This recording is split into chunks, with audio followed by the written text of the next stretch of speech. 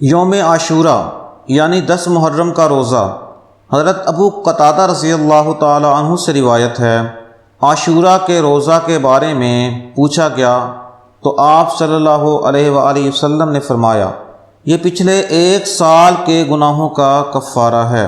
نبی کریم صلی اللہ علیہ وآلہ وسلم نے محرم کے روزہ کی فضیلت بیان کرتے ہوئے فرمایا، رمضان کے بعد افضل ترین روزہ اللہ تعالیٰ کے مہینے محرم کا ہے۔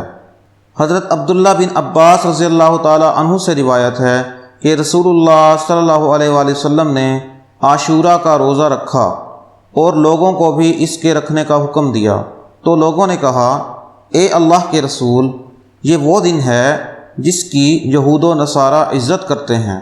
آپ صلی اللہ علیہ وآلہ وسلم نے فرمایا، جب اگلا سال آئے گا اگر اللہ نے چاہا تو ہم 9 تاریخ کا روزہ بھی رکھیں گے۔